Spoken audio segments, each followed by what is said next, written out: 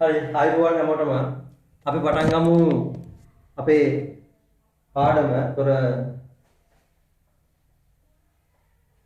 අපි ගිය සතියේ ඔයාලට මතකද දරුවෝ අපි කතා කරේ හරිත සංකල්පය කියන මාතෘකා කොටස. හරිත සංකල්පය කියන මාතෘකා කොටස තමයි අපි ගිය සතිය තුල කතා කිරීම සිද්ධ කරේ. එතකොට හරිත සංකල්පය කියන එකේ තේරුම ඔයාලට මතකද? ටිකක් කොළ පාට කියන අර්ථය නෙමෙයි. හරිත සංකල්පය කියන්නේ කොළ පාට කියන වචන නෙමෙයි. නේ? හරිත සංකල්පය කියන එකේ තේරුම තමයි අපි ගිය සතියේ කිව්වා ස්වභාවික පරිසරයට අවම හානියක් වන අයුරින්.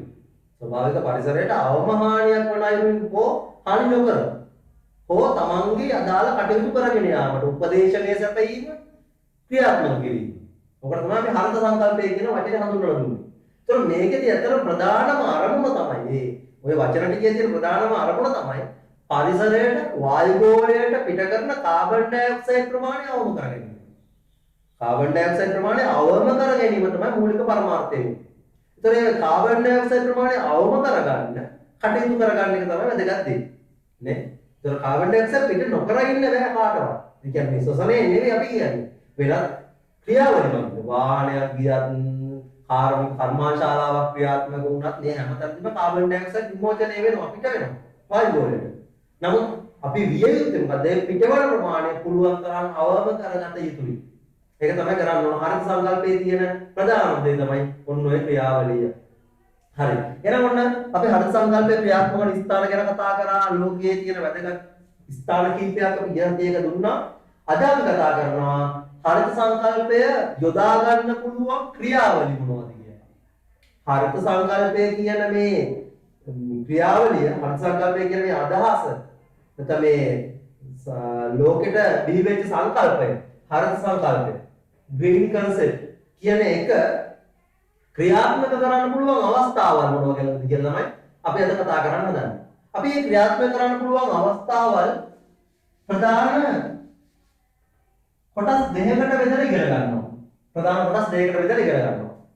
ඒකක් තමයි කෘෂිකාර්මික ක්‍රියාවලිය. කෘෂිකාර්මික ක්‍රියාවලිය මෙන්න. කෘෂිකාර්මික කටයුතු වලදී හරිත සංකල්පය ක්‍රියාත්මක කරන්නේ කොහොමද? අපි ඒක ශේෂ්ත්‍ර කීපයකට බෙදලා කතා කරනවා. කෘෂිකාර්මික කටයුත්තකදී, කෘෂිකාර්මික ක්‍රියාවලියකදී, කෘෂිකාර්මික වැඩකදී, කෘෂිකාර්මික වැඩක් කියද්දී ගොවිතැන වෙන්න පුළුවන්, හේන් ගොවිතැන වෙන්න පුළුවන්, වගාවක් කරන එකක් වෙන්න පුළුවන්. හරිද? ඊළඟට සත්ත්ව පාලනය කරන අවස්ථාවක් වෙන්න පුළුවන්. මේ වගේ තැනකදී හරිත සංකල්පය කොහොමද පාවිච්චි කරන්නේ? ඒ වගේම තමයි කාර්මික ක්‍රියාවලිවලදී, කර්මාන්තවල වගේ දේවල්. කාර්මික අවස්ථාවලදී කොහොමද හරිත සංකල්පය ක්‍රියාත්මක කරන්න පුළුවන් කියලා කතා කරනවා. හැබැයි මේක මම පොතේ තියෙන ලොකු විස්තර ටිකක් මම ඒ තරම් ලොකු විස්තර වලට යන්නේ නෑ දරුවෝ. මම සරල chart එකක් වගේ දෙයක් ප්‍රයෝජන කරගෙන අපි කටයුතු ටික කරගෙන යමු. ඒකට ටික දාගමු, නෝට් එක හදාගමු එහෙම. ඒක ලේසි. පාඩම් කරද්දි ලේසි. හරි. මේ කෘෂිකාර්මික ක්‍රියාවලිය කියන එක, කෘෂිකාර්මික කියන අවස්ථාවකදී හරිත සංකල්පය යොදා ගන්න පුළුවන් තැන් මොනවද කියලා අපිට පුළුවන් මේක තව කොටස් වලට බෙදා ගන්න එහෙම. කොටස් වලට බෙදා ගන්න පුළුවන්. හරිද? ඒකක් තමයි කාබනික ගොවිතැන. කාබනික ගොවිතැන. අර අපි ගිය සතියේ කිව්වා මේ දවස්වල ලොකුවට කතා කරන කාබනික ගොවිතැන. ටීවී එකේ එහෙම කාබනික පොහොර, කාබනික ගොවිතැනේ එක අංගයක් විතරයි කාබනික පොහොර කියලා කියන්නේ. කාබනික ගොවිතැනේ තියෙන කොටස් දෙකක්. එකක් කාබනික පොහොර, කාබනික පොහොර, අනිත් එක තමයි ඔය කෘමීන් මර්ධනය කරන්න ගන්න වැඩපිළිවෙල. ඒ කියන්නේ මේ පරිබෝධනාශක. නේ පිළියම එහෙම. පරිබෝධ පාලනය. පරිබෝධ පාලනය. මෙන්න මේ අවස්ථා දෙකේදී කාබනික ගොවිතැන පාවිච්චි කරන්න පුළුවන්. මොකක්ද එතකොට මේ කාබනික ගොවිතැන කියලා කියන්නේ? දැන් අපි කියුවොත් එම දැනට ඔයාලට පොඩි අදහසක් මේ ගැන තියෙන්න ඕන.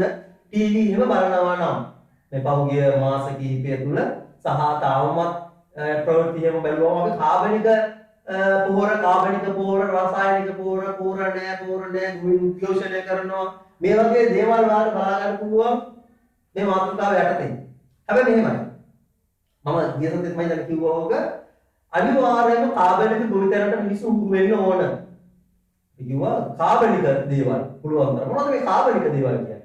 රසායනික පොහොර කියන එක કૃතිමව හදපු දෙයක් වගේම ඒකේ තියෙන යම් යම් සංඝටක පසවිතායිත කර වගේම දේහයට ශරීරයට හිතාහිත කර. ඒතර මේ වෙනකොට ඔයාලා දන්නවා පොළොන්නරු ප්‍රදේශවල අනුරාධපුර ප්‍රදේශවල වැඩි හරියක් මිනිස්සු මරණයටපත් වෙන්නේ වකුගඩු ආබාධ වලින්. වකුගඩු ආබාධ ඇති වුණේ කොහොමද? රසායනික ද්‍රව්‍ය භාවිතය වැඩි නිසා ඒ ප්‍රදේශවල. පොහොර රසායනික පොහොර වගේ. ඒතර මේවායේ තියෙන අහිතකර දේවල්, අහිතකර බැරඩෝව වගේ දේවල් ශරීරගත වෙනවා මිනිස්සුන්ගේ එක්ක වගාවෙන් නැත්නම් වගාවට ගහන ඒවා වෙන යම් ක්‍රමයකින් වක්‍ර මාර්ග වලින්. ඒ කියන්නේ වැවට ගිහිල්ලා වැවෙන් නෙළුම් වල වගේ වැව් මාළු වගේ වගේ ටික ටික ශරීරගත වෙලා පසු කාලෙම යාල වකුගඩු ආබාධයකටපත් වෙනවා. ඒක මේ රසායනික පොහොර භාවිතය. කාබනික පොහොර භාවිතය කාබනික පොහොර කියලා කියද්දී දරුවෝ ඒකේ අනවශ්‍ය සංකටක මොකුත් නැහැ. කාබනික පොහොර හදා ගන්න පුළුවන් මේ අපේ ගෙවල් වලින් විසි කරන අපද්‍රව්‍ය වලින්. නිදිරාපත් කරන දේවල් වලින්. කොළ රොඩු වෙන්න පුළුවන්. කුස්සියෙන් විසි කරන එළවලු පළතුරු කොටස් වෙන්න පුළුවන්. නේ? ඒ වගේ දේවල් වලින් කාබනික පොහොර අපිට හදා ගන්න පුළුවන් නිසා ලාභදායී වැඩි. ඒ වගේ පරිසරයට හිත කරා අනවශ්‍ය සංකටක මොකුත් නැහැ. පසේ දියුණුවේ තව දියුණු වෙනවා ටික ටික.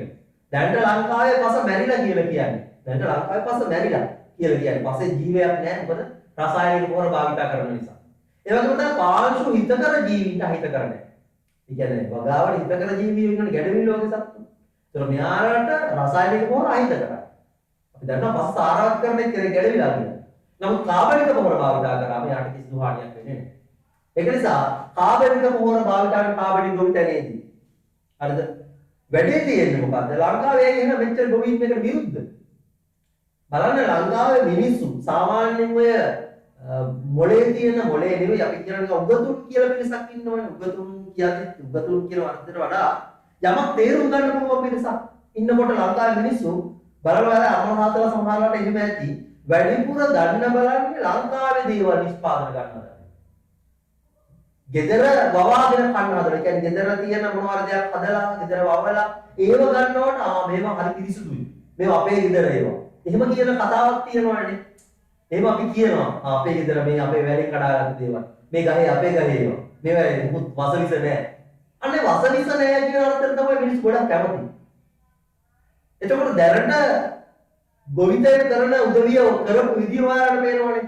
දැන් ගොවිතැන එහෙම මොකකින් කාල් ටීවී එකේ පෙන්නනවා පණුව ගහලා දිලිඳ මේ වෙලා සම්පූර්ණ වගාව විනාශ වෙලා මේ අර රසායනික ද්‍රව්‍ය නැති වෙච්ච නිසා. බලන්න ඒක රසායනික පොහොර වලින් කරපු දේවල් ටිකක් කොච්චර තාම. කොච්චර ලස්සනට තක්කාලි ගෙඩි අපිට එනවද? එහෙම එන්නේ ඇයි? රසායනික පොහොර භාවිතා කරලා සහ කුමිනාශක ගහලා. නේ? කල් තියා ගන්න පුළුවන් දේවල් පාවිච්චි කරනවා. එතකොට මේ දේවල් වලින් අර ජීවිත හානියක් වෙනවා නම් අපි ඒව ආහාරයට ගත්තම අපිට හානිය වෙන එක අහන්න කතාවක් නෙමෙයි. නේ? ඒක නිසා බලන්න රසායනික ද්‍රව්‍ය නැති වෙච්ච ගමන් වගාවට වෙලා තියෙන දේවල්. කොච්චර දේවල් වෙලා තියෙනවද? එහෙනම් මේ සියලු දැනට අපි මේ ආහාර ගන්න සියලු දේවල් කොයිතරම් රසායනික ද්‍රව්‍යයක්ද හිතා ගන්න බැරි තරම් තියෙනවද? අපි දවසින් දවස ඒවා ඇඟ ඇතුළට දා ගන්නවා. නේ? ඇඟ ඇතුළට දා ගන්න එක තමයි මේ කරන්නේ. එහෙනම් මේ වගාව සම්පූර්ණයෙන් මෙච්චර කල් නියම තියෙන්නේ රසායනික ද්‍රව්‍ය නිසා. ඒකේ ගොවීන් ඉන්නන්නේ මොකද ගොවීන්ට පළදාව නැහැ. හැබැයි අපි අර කිව්ව නුවණැති මිනිස්සු කඩේකට ගිහිල්ලා බලන්නේ පුළුවන් තරම් රසායන ද්‍රව්‍ය ගහපු නැති දේවල් ගන්න. ඔය කොහේ හරි ගෙවල් පාරවල් අයින් වෙලා වයසක අය තියාගෙන ඉන්නවා පොඩි කොහෙද පිටි පොලොස් ගෙඩි ඕවා තමයි මිනිස්සු දැන් කන්න උත්සාහ කරන්නේ. මොකද ඒවයි නෑ රස විස. එහෙනම් ඉල්ලුම වැඩි මොනවටද? මේ කාබනික ගොවිතැනට තමයි ඉල්ලුම වැඩි.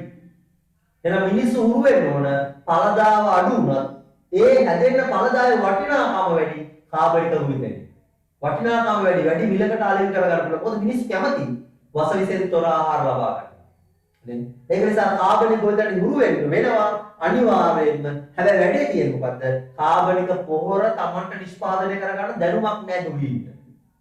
කාබනික පොහොර නිෂ්පාදනය කරගන්න ගොවියෝ වගා කරනවා එක්ක තව පොහොර නිපදවන්නත් එයාට කාලය වැය කරන්න කියත් එයා ඒකට කැමති නැහැ. ගොවියා වගා කරන්නත් හරි අමාරු කාලය වැය කරනවා. හරි අමාරුයි. ඒ ආස්සේ යාට තව තමන්ගේ වගාවට අවශ්‍ය පොහොර නිෂ්පාදනය කරන්නත් ඒකත් හානි. ඒකත් එයාට එපා වෙනවා. ඒකයි මිනිස්සු ලේසියට ටක් දාලා රසායනික පොහොර දෙලන්න ගන්න කරන්නේ. ලේසි වෙන්නේ. නමුත් පුරුවේ යුතුයි අපි තමන්ගේ වගාවට අවශ්‍ය පොහොර ටික තමන්ම නිපදවා ගන්න. ඒකට අවශ්‍ය දැනුම ගොවීන්ට දෙන්න ඕන. එක්ක ඒවට අවශ්‍ය කාබනික පොහොර ලොකු නිෂ්පාදන ආයතන වල නිපදවන්න. ලංකාවට හරියන්නේ. අන්න එහෙම කරන්න පටන් අරගෙන තමයි හරියට රසායනික පොහොර ගෙන්නන එක නවත්තන්න. අනිවාර්යෙන් ලංකාවට රසායනික පොහොර ගෙන්නන එක නැවැත්විය යුතුයි. ඒක අනිවාර්යයි. හැබැයි ගොවීන්ට අවශ්‍ය කාබනික පොහොර ලැබෙන ක්‍රම හදලා දීලා ඉවර වෙනවා. නේ? එහෙම තමයි වෙන්න ඕනේ. එතකොට තමයි ගොවීන්ගෙන් මැසිවිලි එන්නේ නැත්තේ. එයාලා පාඩුවේ තමන්ගේ වගාව කරගෙන යන්නේ. ඒතකොට එයාලගේ වගාවට හොඳ මිලක් හම්බ වෙනවා. ඒ වගේම තමයි පිටරට දැන් ලංකාවේ අපි නොදැනුව වුණාට ලංකාවේ ගොඩක් දේවල් අපනයනය කරනවා. ලංකාවේ ගොඩක් දේවල් අපනයනය කරනවා මිනිස්සු. පොස්කොළ පව අපනයනය කරනවා. අර දන්නවද නැහැ. කොට්ටම්බ කොළ පව අපනයනය කරනවා. හරිද? අපි හිතුවේ නැති වුණාට. එතකොට මේ දේවල් ලංකාවෙන් ගෙනියන්නේ ඇයි? ලංකාවේ තාම හිතාගෙන ලංකාවේ කාබනික ගොවිතැන කියලා තමයි පිටරට ඇයි හිතාගෙන ඉන්නේ. හරිද? දැන් ලංකාවේ එහෙම කාබනික ගොවිතැන මේ වගේ ප්‍රචාරය යනකොට පිටරට අය වුණත් ලංකාවේ දේවල් වැඩිපුර ගන්න උත්සාහ කරනවා. මොකද? කාබනික නිසා. කිසිම ඇඟට අයිති කර දෙයක් ඒක නැති නිසා. ඒකනේ ඔය සමහර වගාවන් වල ගහලා තියෙනවා එකෝ ෆ්‍රෙන්ඩ්ලි, පරිසර හිතකාමී. සමහර තැන් වල ගහලා තියෙනවා එකෝ ෆ්‍රෙන්ඩ්ලි කියලා. නේ? ඒක නිසා කොට්ටම් වල මාළුන්ට කන්න ඕන. කොට්ටම් වල එක එක දේවල් වලට ගෙනියනවා. කොට්ටම් දැන් අපි ඔය සමහරවල් තියෙනවා ඔය හොඳ සුපර් සිටි නැතනම් අපි කියනවා පොහොසත් කඩවල් පොහොසත් කියලා කියන්නේ නේ මොකද අපි කියන්නේ ෆුඩ් සිටි වගේ ඒවා නේ සුපිරි වෙනසක් කියලා જાතියක් තියෙනවනේ. ඕවට ගියාම තියෙනවා එක්තරා විවිධ ඇට වර්ග පිටරටින් ආනයනය කරන්නේ. පිටරටින් ගෙන්නන්නේ. හරිද? ඒ ඇට ඒ පොඩි ඇට පැකට් තියෙනවා. මට මේ නම් හරියට එන්නේ නැහැ දැන්. ඒ පැකට් එකක් කර සාමාන්‍යයෙන් ඇට තියෙනවා 20ක් විතර. ඒ පැකට් එකක් වෙනවා රුපියල් 400 500 600 ඒ වගේ දේවල්. ඔය සමහර සුපිරි පැලැන්තිය අය අන්න ඒව ගෙනින්න කනවා. ඒතර පිටරට ගෙන්නන්නේ. හැබැයි ඒ පැකට් එකේ ඇටේ තියෙන ගුණයට වඩා වැඩි ගුණයක් තියෙනවා කොට්ටම්බ ගෙඩිය ඇතුලේ තියෙන මදේ කොට්ටම්බ මදේ. දැන් ලංකාවේ මිනිස්සු ඔය කොට්ටම්බ ගෙඩිය කියලා කියන්නේ නිකන් ඔය ගස්යක් නිකන් ඔය වැටි වැටි යන්නේ. නේ? දැන් පොර දාලා හදපු ගහකුත් නෙවෙයි නිකන් හැදිච්ච ඉබේ හැදිච්ච ගහ, හෙවණ දෙන ගහ. කොට්ටම්බ ගෙඩිය නිකන් ඔහෙන් තැන් තැන් වල වැටලා තියෙනවා. අපි ඒ කාලේ අපිට මතකයි ඉස්කෝලේ තිබිච්ච කොට්ටම්බ ගෙඩිය වල ඒ ගෙඩිය තලලා මදේ කනවා. හරි රහයි කිරි රහයි. දැන් මොකද කරන්නේ? දැන් අන්න ලංකාවේ අය අරවයි මද ගලවලා අධික මිලකට පිටරට යවනවා. ලංකාවේ මිනිහා කන්නේ නැහැ කොට්ටම්බ මදේ. හැබැයි ලංකාවේ ඉන්න සමහර පුද්ගලයෝ ඉන්නවා ඒව එකතු කරලා ඒවා පිටරට අපනයනය කරනවා. අධික මුදලක් ලබා ගන්න පුළුවන් ක්‍රම. හරිද? එහෙනම් මතක තියාගන්න ලංකාවේ දේවල් වලට හොඳ ඉල්ලුමක් තියෙනවා පිටරට වෙළඳපොළ. ඒතර ඉල්ලුම වැඩි කරගන්න පුළුවන් තවත් ක්‍රමයක් තමයි මේ කාබනික ගොවිතැන. ශරීරයටත් හිත කරයි, ශරීරයට අවුලකුත් නැහැ. හරිද? ඒ වගේම තමයි ශරීරයට අවුලක් නැහැ. ඒ වගේමයි හොඳ මිලකුත් ලැබෙනවා කාබනික ගොවිතැන. ඒතර කාබනික ගොවිතැන ඇතුලේ තමයි කාබනික පොහොර තියෙන්නේ. කාබනික පොහොර. තව කාබනික ගොවිතැන එක අවස්ථාවක් තමයි පලිබෝධ පාලනය. දැන් අපි වගාවට අපි දැක්කේ අර කවුරු කාට ඉන්නේ වගාවට එන පලිබෝධකයෝ මරන්න රසායන ද්‍රව්‍ය ගහන්නේ. ඒව තමයි අධිහානිකර දේවල්. කෘමිනාශක වල්නාශක දේවල්. ශරීරගත වෙනකොටක් ගන්න. එතකොට මෙන්න මේ පලිබෝධ පාලනය කරන්න ඉස්සර කාලේ භාවිතා කරපු පාරම්පරික ක්‍රමවේද භාවිතා කරන්න පුළුවන් නම් රසායන ද්‍රව්‍ය වලින් තොර පාරම්පරික ක්‍රමවේද. සමහරවල් ඔයාලා ගෙවල් වල වගාවන් තියෙනවා නම් අම්මලා පොඩි දාස් පැලයක් ඉඳලා තියෙන පැත්තක. දාස් පැලක. මොකද ඒ? දාස් කියලා කියන්නේ කෘමි විකර්ෂක ශාකයක්. කෘමීන් එනවා නම් අර විකර්ෂක ශාකය නිසා කෘමීන් ඒ වගා භූමියට ඇතුල් වෙන්නේ නැහැ. ඒ වගේ සාම්ප්‍රදායික කෙම් ක්‍රම පරණ ක්‍රම වර්ග තියෙනවා. මෙන්න මේ රසායන ද්‍රව්‍ය නොගහ තමගේ වගාව බේර ගන්න පුළුවන් ක්‍රම. ඉස්සර කාලේ දුම්වල ගහනවා දුම්වල වලින් නේ. ඔය ගොයම්ෙන් එහෙම සමහර වෙලාවට කරන වැඩක් තමයි දැන් මෙහෙම ගොයම් තියෙනවා නම් ඉස්සර කාලේ කරපු එක වැඩක් තමයි මේ ගොයම් වල මුල් වල ඉන්න පණුව වර්ග වරන්න මේ මුල් වල ඉන්න පණුව වර්ග වරන්න මේ ගොයම වතුරෙන් වහලා තියෙනවා සතියක් විතර. වතුරේ වැඩිපුර පැදලා තියෙන සතියක් විතර. එතකොට මේ වගේ සත්තු මැරෙනවා.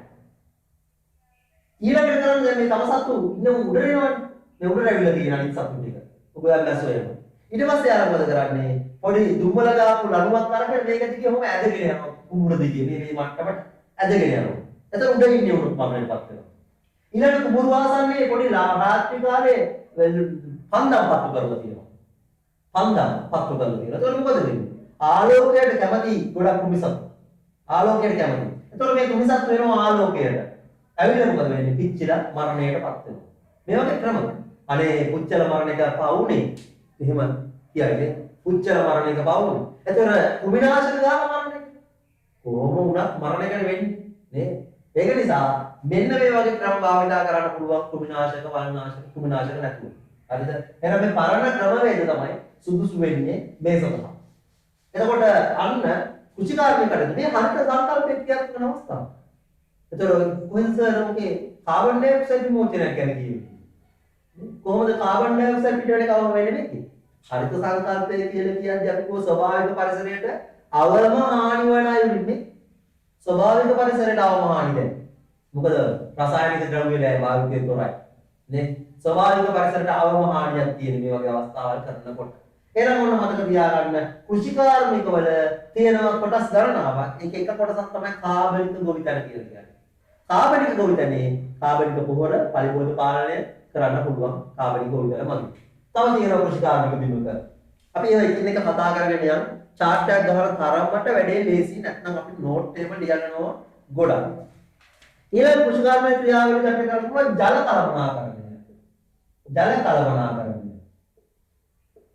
මේකත් හරිත සංකල්පයට වැදගත්. අපි කෘෂිකාර්මික බිමකට පාවිච්චි කරන වතුර කොහොමද කළමනාකරණය කරගන්නේ? දැන් මේ පැතිවල අපේ පැතිවල වතුර අවුලක් නෑ ඕන තරම් වතුර තියෙනවා කියලා අපි වගාවන් වලට වතුර දානවා කිසි කේස් එකක් නෑ. නමුත් අපි මේ පැතිවල නෙමෙයි වැඩිපුරම මේක කතා කරන්නේ. ඔය අනුරාධපුර පොළොන්නරුව හම්බන්තොට මේ වගේ ඇඹිලි පිටි නේ ඔය වගේ වතුර අඩු පරිසරවල වගාවක් කරනකොට කොහොමද ජල කළමනාකරණය කරන්නේ? එතකොට අපි දැන් කරන්නේ නිකම් වගාවට ඔහොම ටැප් එක අල්ලගෙන යන එකට සාමාන්‍ය බෝ වෙලාවට කරන්නේ. නමුත් ඒ ටැප් එකෙන් පිටවෙන වතුර කොච්චරක් අපත යනවද? ශාකයෙන් ලැබෙන වතුර එක කොච්චරක් අපත යනවද නේ? එහෙම වෙන්නේ නැහැ. ජල කළමනාකරණය හරියට කරනවා. බින්දු ජල සැපෙන්න. ඒ කියන්නේ වගාවේ ශාකයේ අදාළ ශාකයේ මුලට බින්දු විදියට වතුර සපයා ගන්න පුළුවන් නම් ක්‍රමයක් භාවිත කරලා. ඔය සමහර තියෙනවා අපි දැකලා තියෙනවා එහෙම වගාවක් නේ? බටයක් දාලා ඒ බටේ පොඩි පොඩි සිදුරු හද ඒ හැම ගහකම මුලටකට ඒ සිදුරක් එන විදියට හද ඒ බටේට වතුර සපයනවා. වකරේ මටලා ඉන්නේ වතුර දෙනවා. එතකොට මොකද වෙන්නේ? අර සිදුරෙන් වතුර ටික බේරෙනවා. හරියටම ශාකයේ මුලට. නේ? අන්න ජල කළමනාකරණය කරන්න පුළුවන් අවස්ථාව. මේ අමතරව වැසි ජලය ක්‍රැෂ් කරගෙන භාවිතා කරන්න පුළුවන්. වැසි ජලය. වැසි ජලය භාවිතා කරන්න පුළුවන් ක්‍රැෂ් කරගෙන ඒකත් ජල කළමනාකරණයේ යම් යම් අවස්ථාවල්. මේක අතරතුර තව තියෙනවා උදාහරණයක් අපි ගත්තොත් එහෙම වියලි කලාප වල ඔරොත්දර ශාක වගා කරන්න පුළුවන්. ජලය අඩුයි ඕන කට්ටිය ඉන්නවනේ. අපි වියලි කලාපේ වගා කරොත් ජලය වැඩිපුර අවශ්‍ය කට්ටිය මොකද වෙන්නේ? අපිට හැමතිස්සෙම වතුර දාන්න ඕනේ යාට. එහෙනම් ජල කළමනාකරණය යටතේද ගන්න පුළුවන් මේක. ඊට අමතරව වැව ගැනත් මේක යටතේ කතා කරනවා. ඉස්සර කොහොමද ජල කළමනාකරණය කරේ? ඉස්සර මිනිස්සු. එතකොට යාලා කරේ ජලය කළමනාකරණය කරගන්න වැස්සෙන් වැටෙන ජලය එකතු කරගන්න. එතකොට ඒ අනුව තමයි වැව කියන එක නිර්මාණය වෙන්න පටන් ගත්තේ. වැව. ඒතර වැවෙන් තමයි මේ ප්‍රදේශයට වතුර ලබා දෙන්නේ. වැස්සට වැව පිරෙනවා. එතකොට වැවක කොටස් ටික පවා අපිට මතකයේ තියෙන්න ඕන විද්‍යාවට. 11 වසරේ තියෙන වැවක් ගැලි කරගන්න. වැවේ ස්වරූපය කියන්නේ මොකක්ද? ඊළඟ වැව බැම්ම කොහොමද? ඊළඟ ගත්තොත් එහෙම පිටවාන, බිසෝ කොටුව ඉතිහාසයේ තියෙනවා මේ වගේ කොටස්. ඒ කියන්නේ ඉතිහාසයේ පාඩම් වල. හරිද? වැවක කොටස් පිළිබඳව රළපනාව නේ. රළපනාව කියලා කියන්නේ වැව බැම්ම හොදගෙන යන එක වලක්වන්න තියෙන ගල් ඇතිරිල්ල. හරිද? ඊළඟට මඩ සරෝව ගොඩ සරෝව කියලා දෙකක් තියෙනවා.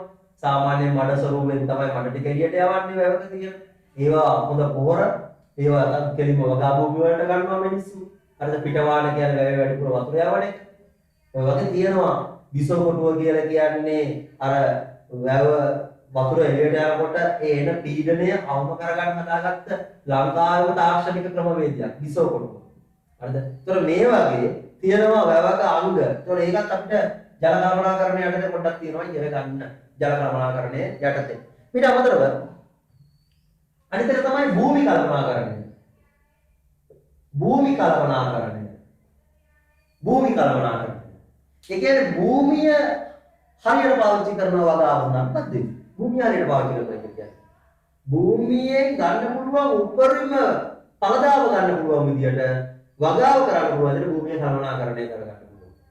එතකොට කොහොමද දැන් වර්තමානයේ භූමි කළමනාකරණය කරන්නේ? බහුභෝග වගාව. මේ වගේ කියන්නේ එකම භූමියක එක වගාවක් නෙමෙයි වර්තමානයේ ජනප්‍රිය වෙලා තියෙනවා. වගා කීපයක්. භෝග වර්ග කීපයක් දානවා.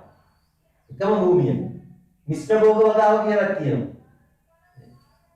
ඊට අමතරව තව කරනවා මේ කන්නේ එක જાතියක් වගා කරා නම් ඊළඟ කන්නේ ඒ જાතියම වගා කරන්නේ නැහැ. ඊළඟ කන්නේ වෙනත් જાතියක් වගා කරනවා. මොකද අර පළවෙනි කන්නේදී අපිට මිරිස් වගා කරන්නේ. මිරිස් ශාකයට අවශ්‍ය පෝෂක පොළොවෙන් දැන් ගත්තනේ. දැන් පොළොවේ මිරිස් ශාකයට අවශ්‍ය පෝෂක ඉවරයි. ඊළඟ කන්නේ මිරිස් වගා කරොත් මොකද වෙන්නේ? පළදාව අඩු වෙනවා. අර පළදාව අඩු වෙනවා. ඒ නිසා ඊළඟ කන්නේ වගා කරනවා මිරිස් නැතුව වට්ටක්. අන්න වට්ටක් වලට ගන්න වෙනත් පෝෂක ටිකක් තමයි පස්සෙන් ගන්න. වට්ටක් වගාව සාර්ථකයි. මේ වගේ භෝග මාරු කරනවා. භෝග වර්ගය මාරු කරනවා. මේකට කියන භෝග මාරුව කියලා. අන්න භූමි කළමනාකරණය කරන ක්‍රම. ඊට අමතරව කඳුකර ප්‍රදේශවල භූමිය කොහොමද කළමනාකරණය කරගන්නේ? ස්වභාවික පරිසරයට අවම හානි වන අයුරින්. අන්න හරිත සංකල්පය ක්‍රියාත්මක කරන්න පුළුවන් අවස්ථා කීපයක් තමයි අපි මේ කතා කරන්නේ. හරි. එතකොට ඔය විදිහට කරලා තව එකක් තමයි පසු අස්වනු තාක්ෂණය. මෙන්න අනිත් එක. පසු අස්වනු තාක්ෂණය. මේකත් අතිශයින් වැදගත්. ලංකාවේ ඉතා දුර්වල තැනක් තමයි පසු අස්වනු තාක්ෂණය කියන්නේ. මේ කුෂිකාර්මික ක්‍රියාවලියකදී හරිත සංකල්පය දාගන්න පුළුවන් අවස්ථාව. අපි පළදාව නෙලා ගත්තා වුණා. නෙලාගෙන අස්සයට ගත්තා. දැන් මේ අස්සයට ඊළඟට මොකද වෙන්නේ? මේ අස්සයට ඊළඟට විකුණන්න ඕන. ඒ විකුණන්න යනකොට ඒව ගෙනියන ක්‍රම බලන්න නිකන්. නේ? ඒව ගබඩා කරලා තියෙන විදිය බලන්න. ලංකාවේ කිසිම හරි තාක්ෂණ ක්‍රමවේදයක් නැහැ ගෙනියන්න. ඔය මළු වල පුරවන තක්කාලියෙම තැරිලා නේ? එතකොට ඒකෙදි වෙන්නේ මොකද්ද? අර ගොවියාගේ ගත්ත පළදාව තමයි හානි වෙන්නේ. හානියක් ඒක. ඒකත් හරිත සංකල්පයට විරුද්ධයි. නේ? මොකද ඒවා හදන්න ගියපු මුදල මේ සියල්ල හානියට ලක් කරනවනේ එතනදී. හරිද? ඒ වගේම තමයි යන්නේ එකට පසු අස්වනු තාක්ෂණය අස්සන් නෙලා ගත්තට පස්සේ ඒක හරියාකාරව ගබඩා කරලා තියාගන්නේ කොහොමද? අදාළ උෂ්ණත්වය යටතේ සමානලාට නේ? මේ වගේ කරන්න පුළුවන් නම් ඔන්න හරියි.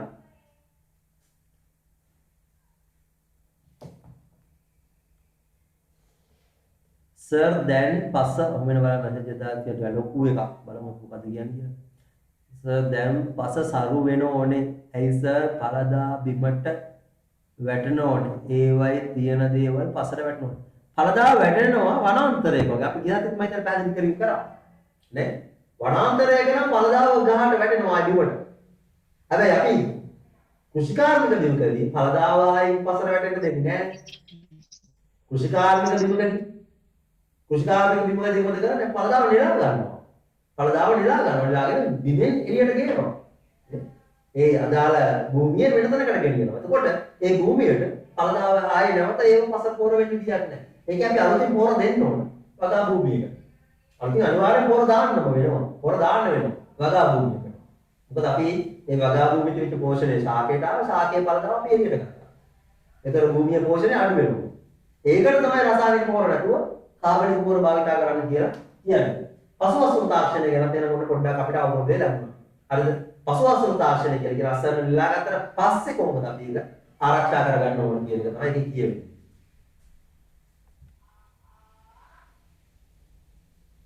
දැන් පළදාව නෙලා ගන්න බෑනේ. පළදාව නරක් වෙලා බිමට වැටෙනවා. ඒ කියන්නේ මේ දැන් මේ කාලේ වෙන්නේ නැතුව කියලා වැටේ. පළදාව නෙලා ගන්න බෑ කියලා කියන්නේ මේ දවස්වල මිනිස්සු අර පළදාව නෙලා ගන්න බෑ. දැන් යාළගේ මැසිවිල මොකක්ද? ගිය පාර පළදාවට වඩා මේ පාර පළදාව අඩුයි කියන්නේ. ඒකට සමාජයට යාලා ඒක නෙලා ගන්න නැත්තේ නේ. ඊළඟට ඒවා පණුව ගහලා කියනවා. ඒතකොට ඒ දැන් මේ සැරේ ඒ පළදාව පොසර මේ පසර හම්බ වෙයි. පසර හම්බ වෙයි. හැබැයි මතක තියාගන්න ඉතින් අර පරණ දැන් මෙත්තාකල් ගත්ත පසේ පෝෂණ ඉවරයි. ඒකනේ මේ පාර මෙහෙම වෙලා තියෙන පසට. නේ? පසේ පෝෂණ ඉවර වෙච්ච නිසා තමයි මේ දේවල් වෙලා තියෙන්නේ. ඒක නිසා දැන් අර පළදාව ඒ පළදාව ගත්තේ නැහැ කියන එක එච්චර හරියන්නේ නැහැ. නේ? අපි අලුතින් ආයේ පසර සාරවත් ගතිය දෙන්න ඕන. පසර ජීවි ගතිය ආයේ ඉන්න කාබනික පොර අනිවාර්යයෙන් භාවිත කරන්නම වෙනවා වගා භූමියකට. හරි. එතකොට ඊළඟ මතක තියාගන්න ඔය ගොවීන් ඕව හදනකොට එයාලා කොච්චර කිව්වත් පදතිය පණුව කාපුව තමයි හොඳයි කියලා කියන්නේ නේ. සමහර වෙලාවට අපලාකට සමහර අය දින මතයක් තියෙනවා. පණුව ඉන්නවා නම් ඒ ආහාරය හොඳයි. පණුව ඉන්නවා. මොකද පණුව කන්නේ ඒ ආහාරයේ කාබනික රසායනික දේවල් නැති නිසා. පණුව ගහපුව තමයි හොඳ. මොකද පණුව ඉන්නේ ඒකනේ ඒවයි. හරිද? අබ ගෙඩියක් ගත්තොත් අබ ගෙඩිය පණුව ඉන්නවා වෙන්න පුළුවන්. පණුව ගන්නවා. හැබැයි ඇපල් ගෙඩියක පණුව අපි දකින්නේ නැහැ. ඇයි ඇපල් ගෙඩියක පණුව නැත්තේ? අධික ලෙස රසායන වලින් භාවිත කරපු ආහාරයක් ඇපල් කියන්නේ. පිටරටින් ආනය කරනවා. ඔය ඇපල් ගෙඩියක පොත්ත හුරලා බලන්න ඉටි වගේ හීරෙනවා. ඇපල් ගෙඩිය පොත්ත නිකන් පොත්ත උඩින් ගියෙන් පොඩක්ම හුර ගන්න ඉටි වගේ එනවා ඒ. ඒ කියන්නේ ඒක ඉටි ස්තරය ගාලා තියෙන්නේ. සාමාන්‍යයෙන් බලන්න ගහකින් වැටෙන ගෙඩියක් කොහොමද ඔය මාස ගානක් තියාගෙන ඉන්නේ නේ? ෆ්‍රිජ් එකේ දාන්නව නැතුව කොහොමද ඔය තියාගෙන ඉන්නේ මාස ගානක් ෆ්‍රිජ් එකේ දාන්නව නැතුව? ඇපල් ගෙඩියක් දොඩම් ගෙඩියක් පිටට ගේනවා. අපි ගාය ගෙඩියක් කඩාවත් දවස් දෙකක් යනකොට ගෙඩිය නරක් වෙලා ඉන්නේ. ඒතර අරමුණු අච්චර කල් තියෙන්නේ. එහෙනම් ඒවා තියෙන හේතුව අපි කල්පනා කරන්න. කොහොමද හේතුව? මිදියයි එච්චර කල් තියෙන්නේ. ලස්සනට දිලිසෙනවා තාම. ඇයි ඒ? ඒවයි ප්‍රාණවත් ගතිය ඒ විදිහටම තියෙන අධික ලෙස රසායන ද්‍රව්‍ය. ඔය ඇපල් ගෙඩියක තියෙන පොඩි ස්ටිකර් එකක් අල්ලන්න. ඒ ස්ටිකර් ගලව ගන්න එතන පොඩක් එබෙනවා වගේ. එතන පොඩක් කළු පාට වෙනවා වගේ. ඒ ස්ටිකර් එක ගහපු දැන්. ඒක වහලා තමයි ස්ටිකර් එක ගහලා තියෙන්නේ. ඇයි? බේතක් විදිනවා අතරින් ඇතුළට හැම ඇපල් ගෙඩියක් ඇතුළට. ඒ බේත විදපු තැන තමයි අර සිදුර තමයි එහෙම වෙලා තියෙන්නේ. හරිද? කොළරේ ඕනම ඇපල් ගෙඩියක් එමේ ලංකාවේ දෙන්නේ නැතිව. ලංකාවේ දෙන්නේ නැතිව. පිටරටින් ආනයන එකට ඕනම අලතුරකදී අනිවාර්යයෙන්ම කතන්දරේ ওই විදිහටම තියෙනවා. ලංකාව තුල හැදෙන ඇපල් තියෙනවා මේ වෙනකොට. ලංකාව තුල හැදෙන ඇපල්. හැබැයි ඒවා අරතරන් රස නැහැ. නමුත් ඒවා ඇඟට හිත කරයි. ඇඟට හිත කරයි. ලංකාවේ මිදි හදනවා මේ වෙනකොට. යාපනයේ ප්‍රදේශවල අධික ලෙස මිදි වගා කරනවා. ඔය සමහරවිට පාරවල් ලයින් කියන යාපනයේ මිදි කියලා තියනවා. හැබැයි යම් කාලයකට විතරයි ඒ වෙන්නේ. හරිද? නමුත් අර පිටරට කියන්නේ හැම කාලයකට වෙනවා. ඕනම කාලයක මිදි ඇපල් තියෙනවා. ඇයි ඒ? ඒවා යා කල්පියාකට ග්‍රම් භාවිතා කරනවා. ඒක නිසා ඒවා අර්ථ සංකල්පයෙන් පිට ගියපො. නේ? අර්ථ සංකල්පය ඇතුළේ අපි කතා කරන්නේ ලංකාව තුල දේවල්. හරි. ලංකාවේ තිබිරි කියලා කියනවා. ඕ තිබිරි කියලා තියෙනවා. ඒකට වෙල්වෙට් ඇපල් කියලා කියන්නේ ලංකා ඇපල් කියලා කියන. එතකොට ඒවා අධික රස යුක්තයි. හැබැයි අපේ කට්ටිය ඒවා කන්නේ නැහැ අපේ ළම. නේ?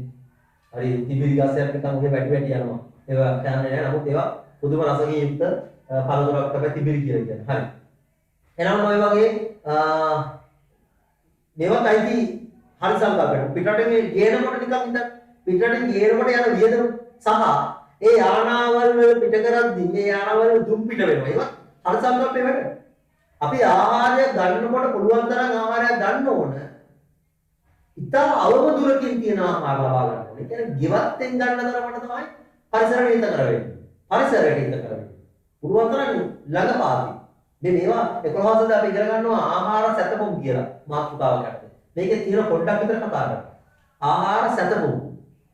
ආහාර සැතපුම් කියලා කියන්නේ දරුවෝ අපි ගන්න ආහාරය අපි ගාවට එන්නේ කොච්චර දුර ගෙවලද?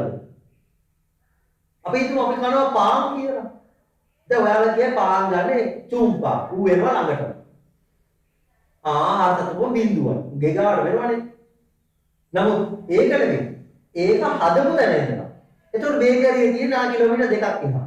එහෙනම් ආහාර සතුම අපි හිතමු සතුම දෙකයි. නෑ ඒකත් නෙවෙයි ගන්න.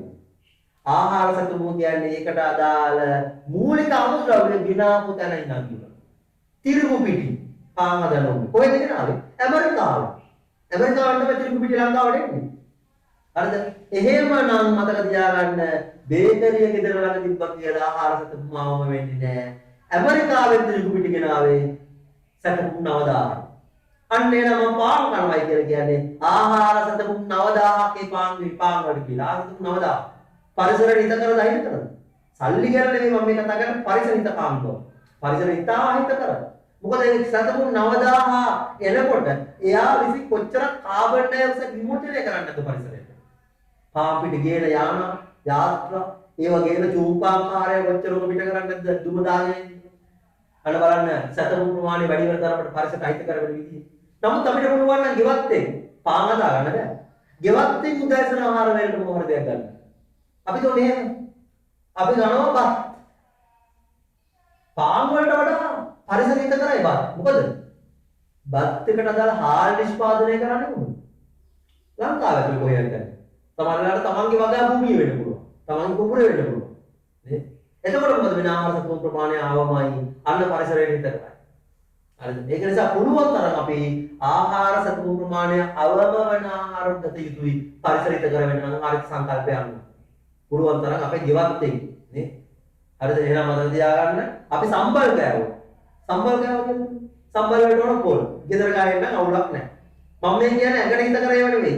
පරිසර හිතකාමී ආහාර ගැන. හරිද? හැබැයි මිරිස් තමන්ගේ වගාව වෙන්න පුළුවන්, සමහර ලංකාව වෙන්න පුළුවන්. හැබැයි මිරිස් ඉන්දියාවෙන් තානායනය කරනවා. ඒතකොට එහෙම ඒවා පරිසර හිතකර වෙන්නේ නැහැ. හරිද? එතකොට ඔයාලා කන්නේ මාළු නම් අපිට ගෙදර මාළු ගන්න බෑ මාළටන් කියමු නේ.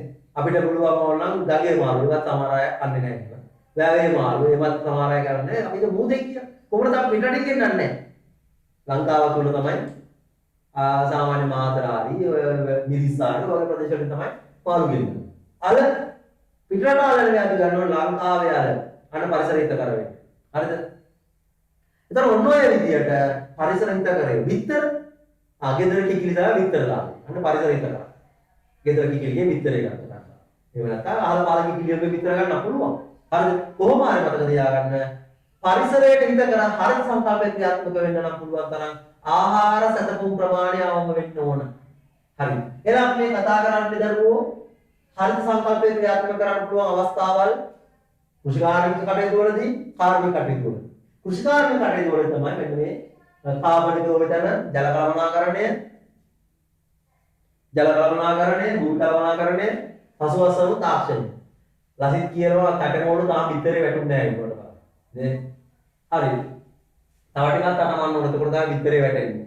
මේ බලන්න. ඔන්න ඔය විදිහට කෘෂිකාර්මික කටයුතු වලදී අපි කොහොමද මේක භාවිතා කරන්නේ? අපි ඉස්සර ලියාගමු පොඩ්ඩක් හදාගමු නෝට් එකනේ.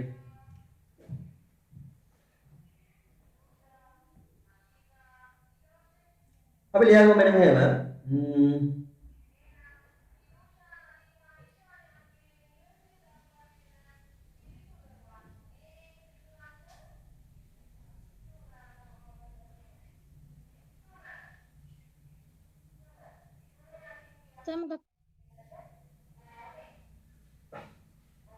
ලියාගන්න හරිත සංකල්පය අලුත්ම අනුමාත්‍රකාවක් විදිහට බලමු. හරිත සංකල්පය ක්‍රියාත්මක කළ හැකි අවස්ථා. හරිත සංකල්පය ක්‍රියාත්මක කළ හැකි අවස්ථා.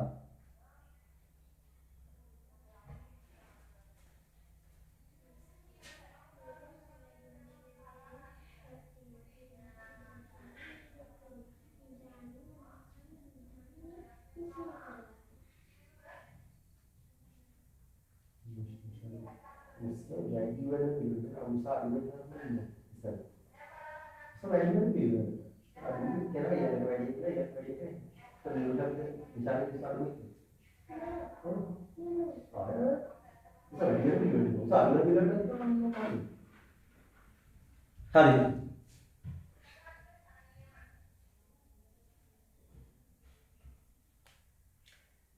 අපි ලිව්වේ මොකද්ද? හරිත සංකල්පයේ උදාගත හැකි අවස්ථාව විතර මට මතක විදිහට. ඒක අරගෙන ලියනවා මෙන්න මෙහෙම. අංක 1 කෘෂිකාර්මික ක්‍රියාවලිය, අංක 2 කාර්මික ක්‍රියාවලිය. අංක 1 කෘෂිකාර්මික ක්‍රියාවලිය, අංක 2 කාර්මික ක්‍රියාවලිය.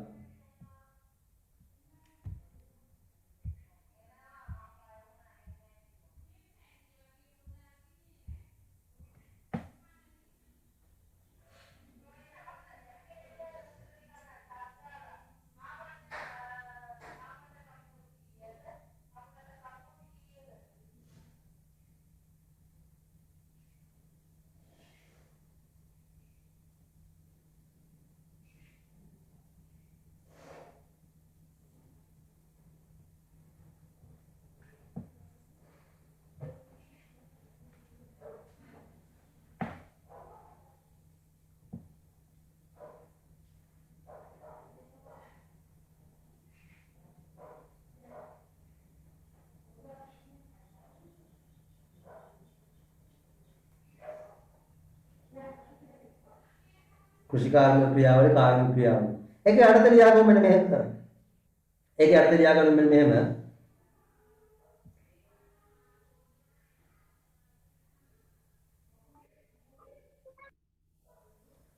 කෘෂිකාර්මික ක්‍රියාවලිය වලදී නැත්නම් කෘෂිකාර්මික ක්‍රියාවේදී නැත්නම් හොපඩ කියපඩ කියලා වචන ටික ගලව ගන්නවා. කෘෂිකාර්මික කටයුතු වලදී කියනවා. කෘෂිකාර්මික අලුත් වලින් ලියාගෙන යන්න නිකන් ඡේදයක් වගේ කෘෂිකාර්මික කටයුතු වලදී හරිත සංකල්පය ක්‍රියාත්මක වන අයුරු පහත දැක්වේ. කෘෂිකාර්මික කටයුතු වලදී හරිත සංකල්පය ක්‍රියාත්මක වන අයුරු පහත දැක්වේ.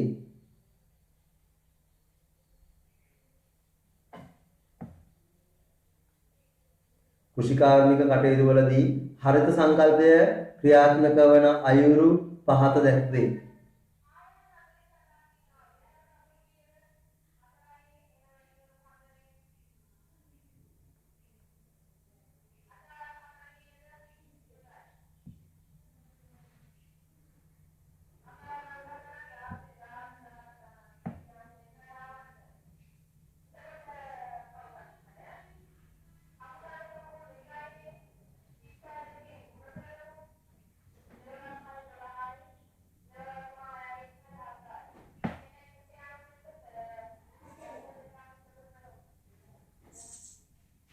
හරිත සංකල්පය ක්‍රියාත්මක වන අයුරු. අපි ඒක පොඩි chart එකක් වගේ වැඩේ පටන් ගනිමු මෙහෙම.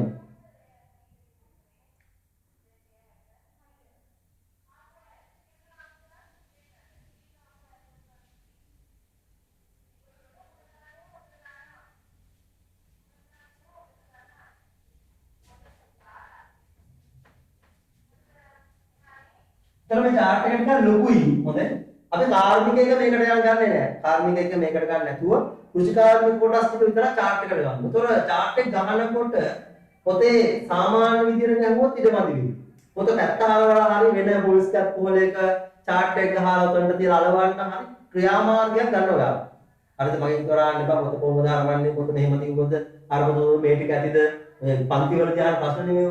අපි නිකම් පන්තියක් කරා සර් මේ ටික ඇතිද සර් ආ ටික ඇතිද සර් මේක අනිත් පැත්තට හරවන්න කමක් නැද්ද?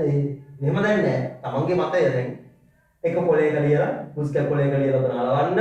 එහෙම නැත්නම් පොත පැත්ත හරවලා එහෙම කරන්න. අර පොඩි අකුරෙන් හරි කොහොම හරි chart එක ලස්සනට තියෙන්න ඕන.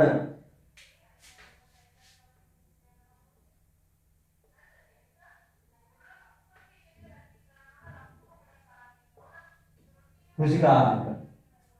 දැන් අපි මේ මාතෘකා කීපයකට බෙදනවා. එකක් තමයි කාබනික ගොවිතැන. අපි අර කතා කරමු මාතෘකා ටික තමයි දැන් මේ. හොඳ. කාබනික ගොවිතැන. කාබනික ගොවිතැන.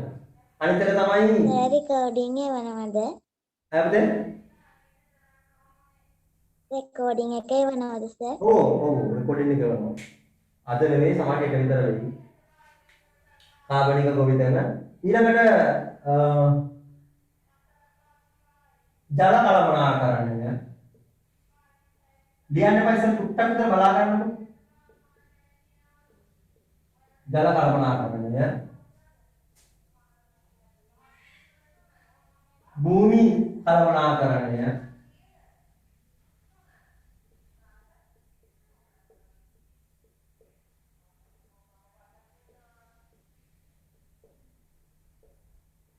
භූමි කළමනාකරණය.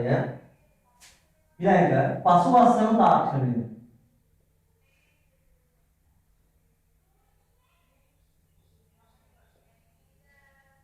පසුවස්සන තාක්ෂණය.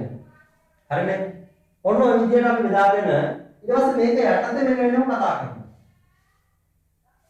නැත්නම් පොඩක් චුට්ටක් මෙහෙම නේ මේ chart එකටම ගහනවද නැත්නම් ආයේ කාබනික ගොවිතැන කියලා වෙනම එකක් කරන්න ඒක බෙදලා එහෙම යමුද මොකද්ද හොඳ දැන් කෘෂිකාර්මික එක යටතේ දැන් මේක යටතේ ඔව් යන්න ඔය chart එකකින් ගහමු.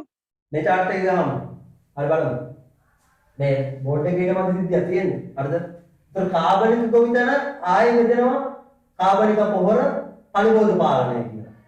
ඒතර කාබනික පොහොර යටතේ කරුණු කීපයක් ලිය වෙනවා. කාබනික පොහොර භාවිතා කිරීම විදිහට වාසය ටිකක් නේ. පරිබෝධ පාලනයටද ඒ පරිබෝධ පාලනය කරන්නේ කොහොමද රසායන ද්‍රව්‍ය නැතුව කියලා පොඩි කතන්දර ටිකක් ලිය වෙන්න ඕන. ජල කළමනාකරණයටද ඒකට භාවිත කරන ජලය කළමනාකරණය ගාම ඒ පිළිබඳව පොඩ්ඩක් ලිය වෙන්න ඕන. අපි එහෙම කරගන්න. හරිද? අපි ඒවයි කියන ප්‍රධාන මාතෘකා ටික මේ තැන් වලින් ගහමු. උදාහරණ. කාබනික ගොවිතැන කොටස් දෙකකට බෙදනවා. කාබනික පොහොර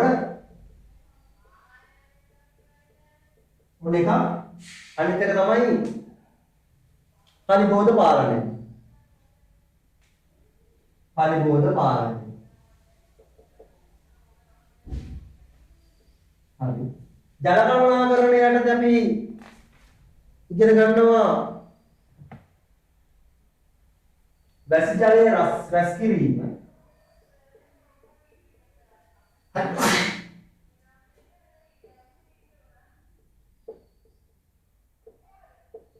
වැසි ජලය රැස් කිරීම බින්දු ජල සැපයීම. හරි. භූමි කළමනාකරණයට අපි ඉගෙන ගනිමු. ඒකට තියෙනවා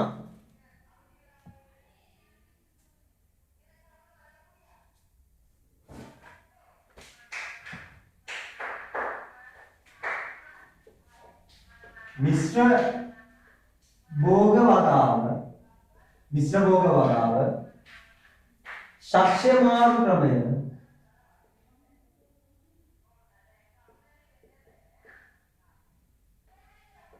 ශක්ෂ්‍ය මාරු ක්‍රමය,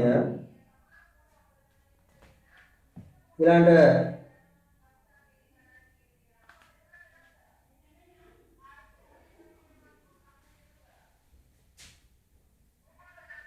වැඩි දියුණු කළ භෝග වගාව, වැඩි දියුණු කළ භෝග වගාව. ඒ කියන්නේ අර වැඩි පළදාවක් එන ඒවා හදනවනේ වර්තමානයේ. ගෙඩි ලොකු, ඒ වගේම ගෙඩි ගොඩක් ඇති දේවල්. අන්න ඒ වගේ ඒවා පාවිච්චි කරාම අඩු ඉඩකින් වැඩි පළදාවක් ගන්න පුළුවන්. ඔයාලා සමහර වෙලාවට තියෙන දෙමුම් කියලා එක එක වර්ගයව තියෙනවා. හරිද? පසුවසන තාක්ෂණයක්දී පසුවසන තාක්ෂණයත් තමයි ලියන ඉඩ මදි ගතියක් තියෙනවා. ඒක එන්න ඕන.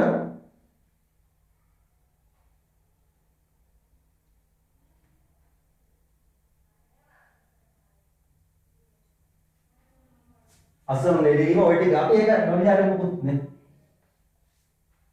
පසුවසන තාක්ෂණය කියලා කියද්දි ඔය ටික තියමු. අපි ඒකට අදාළ කාරණා ඒක යටතේ ලියාගනිමු. හරි ඉස්සෙල්ලා මේ chart එක ඉඳ ගන්න දරුවෝ. මේ chart එක ඉඳ ගන්න.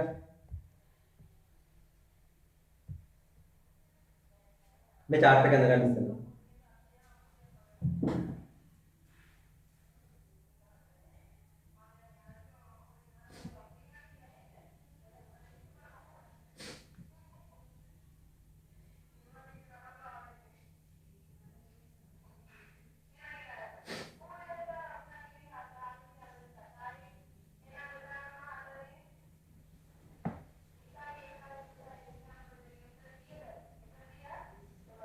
සර් මොකක්ද සර් කාබනික පොර වලට පස්සේ තියෙන්නේ ඈ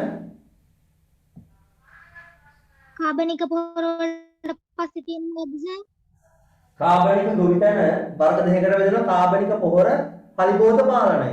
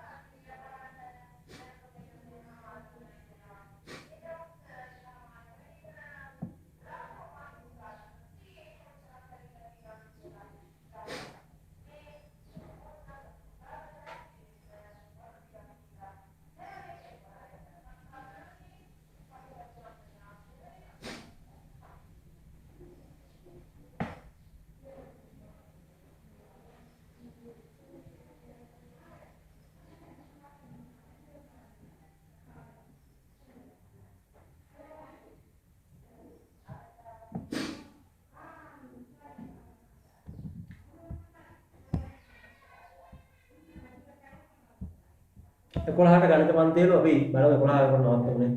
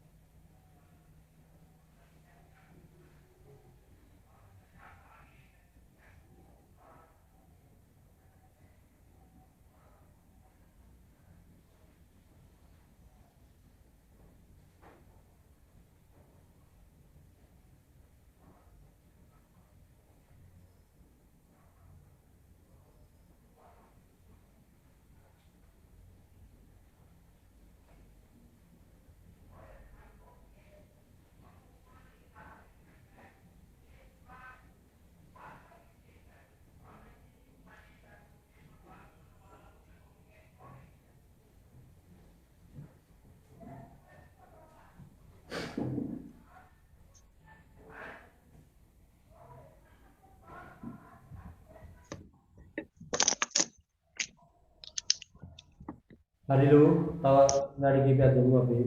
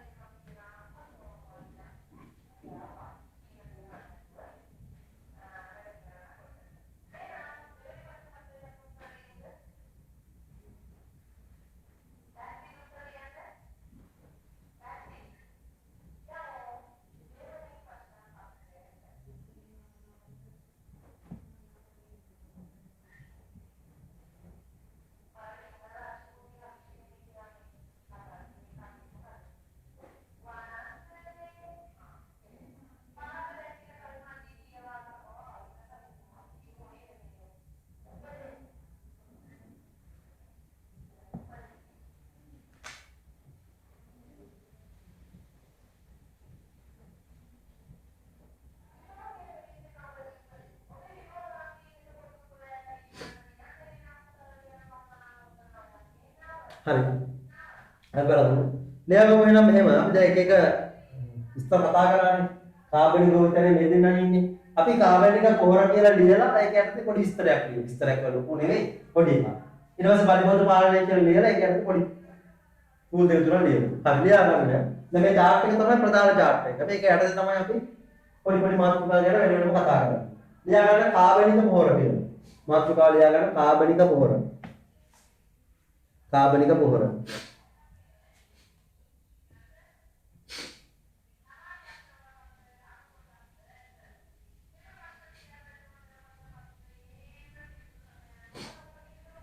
ඒක යටතේ ලියා ගන්න මෙහෙම. වගාවට ඡේදයක් වගේ ලියාගෙන යමු.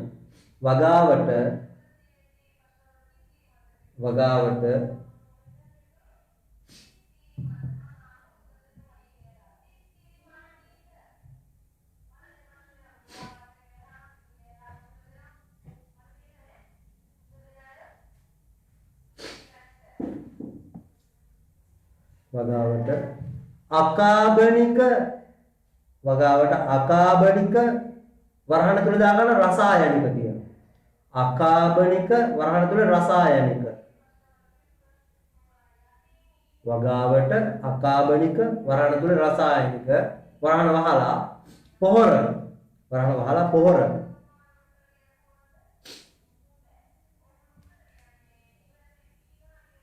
යෙදීම වෙනුවට පොහොර යෙදීම වෙනුවට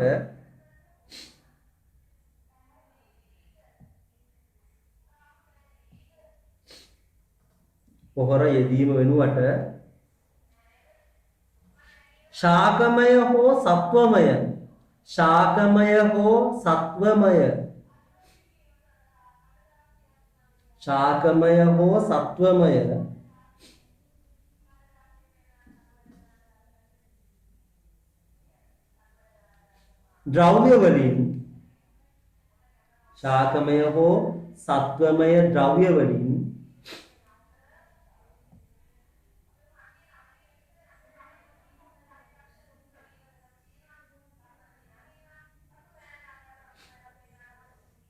ශාකමය හෝ සත්වමය ද්‍රව්‍ය වලින්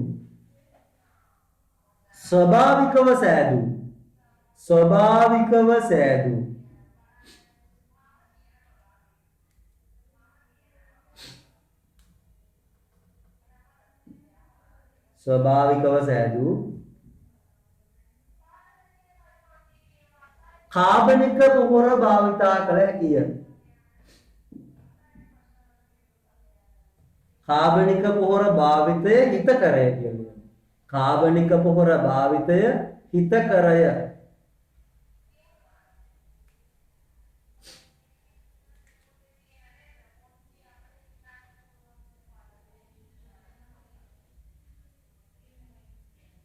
කාබනික පොහොර භාවිතය හිතකරය.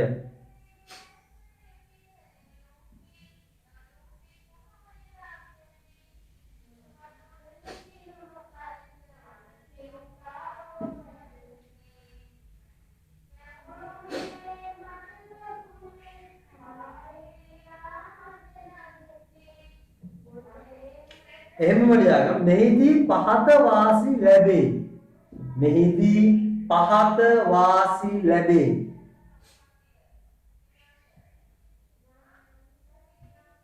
මෙහිදී පහත වාසි ලැබේ. අපි දැන් කියලා දීලා තියෙන දරුවෝ කාබනික ගොවිතැනේ කාබනික පොහොර භාවිතා කරාම ලැබෙන වාසි ටික නේ. මොකද්ද වාසි? රසායන ද්‍රව්‍ය නැති නිසා හිත කරයි. ඒ වගේම තමයි පොත ඉල්ලුමක් තියෙනවා මේකට. පසට වටිනවා, පස දියුණු වෙනවා කාබනික පොහොර භාවිතා කරාම. ඔය වගේ වාසි ගොඩක් තියෙනවා. අපි කීපයක් ලියාගනිමු දරුවෝ මේ. අපි හිමර දැන් මේක අපි හිතේ තියෙනවා අපි දන්නවා මේ ටික සේරම. ඒතර අපිට පුළුවන් ප්‍රශ්නයකට උත්තර ලියා ගන්න.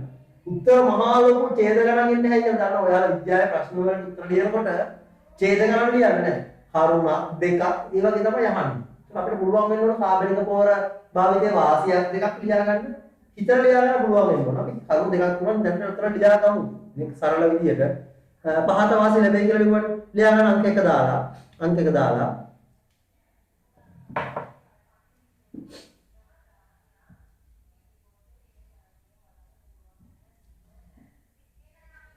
වගාවට හිතකර සුද්ධජීවීන්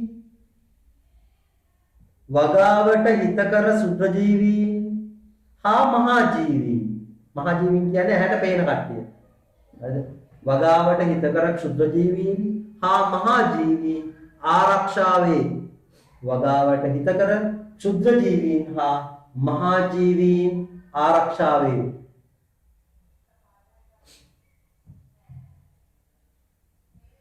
වගාවට හිතකර සුද්ධජීවීන් හා මහාජීවීන් ආරක්ෂාවේ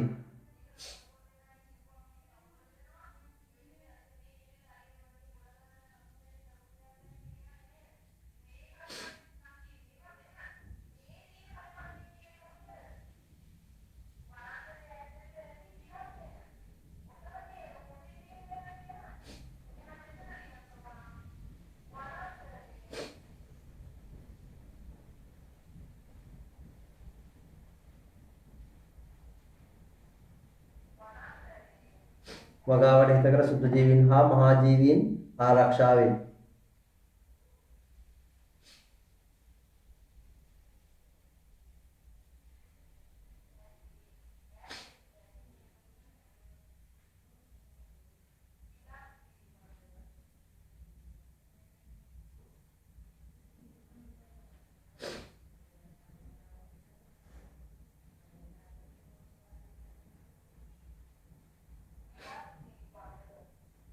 හරි ඊළඟට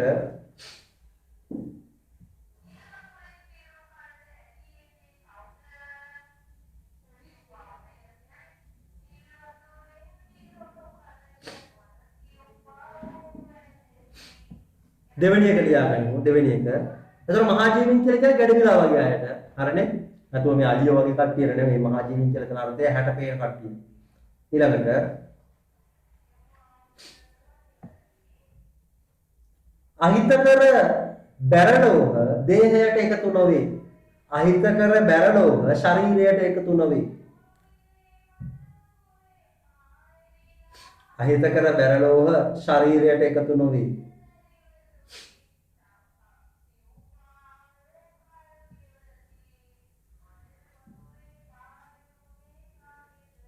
අහිතකර බැරලෝහ ශරීරයට එකතු නොවේ.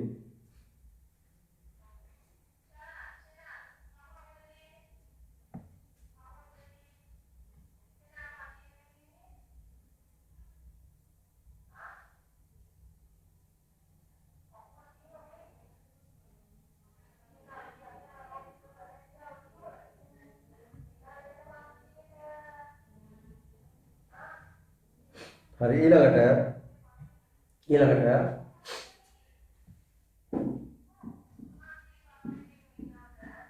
නිවසේ ඉවතලන ද්‍රව්‍ය වලින් සාදාගත හැකිය. නිවසේ ඉවතලන ද්‍රව්‍ය වලින්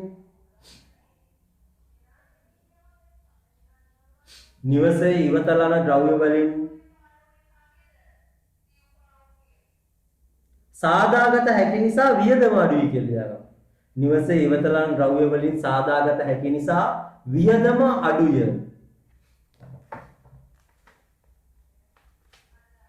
වියදම අඩුය.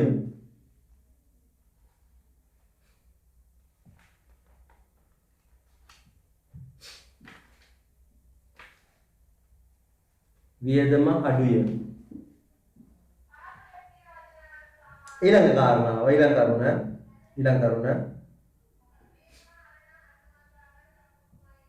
වැඩි පොඩකින්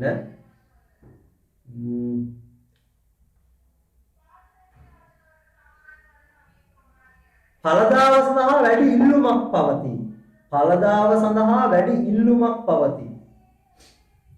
ඵලදාව සඳහා වැඩි ඉල්ලුමක් පවතී.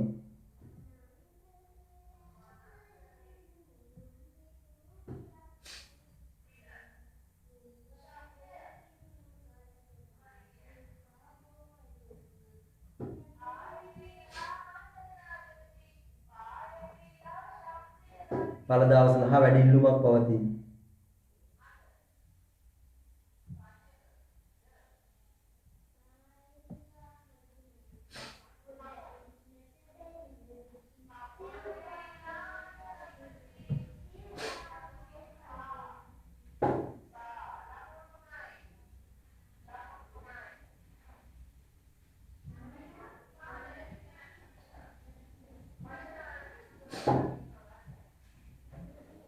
හරි.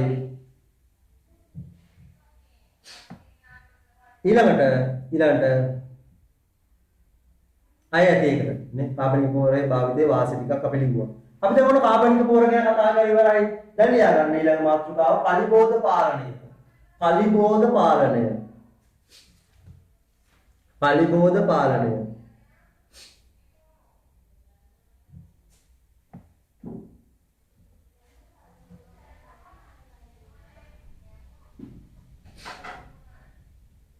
පලිබෝධ පාලනය.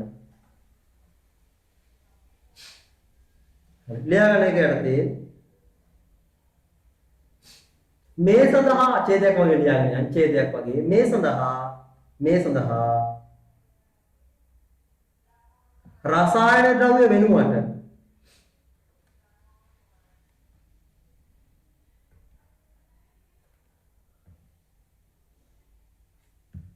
රසායන ද්‍රව්‍ය වෙනුවට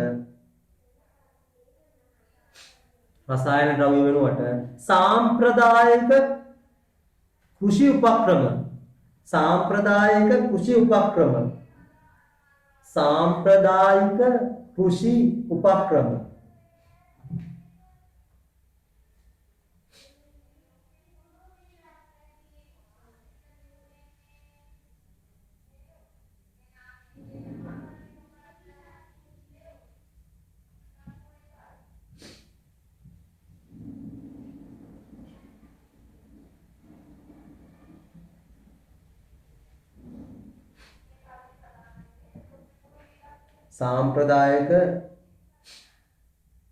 කෘෂි උපක්‍රම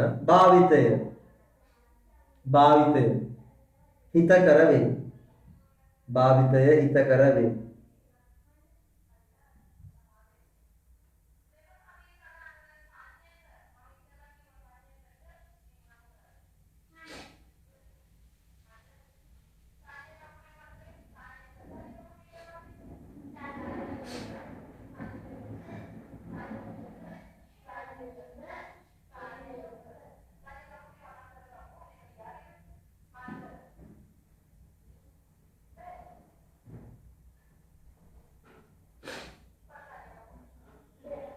හරි.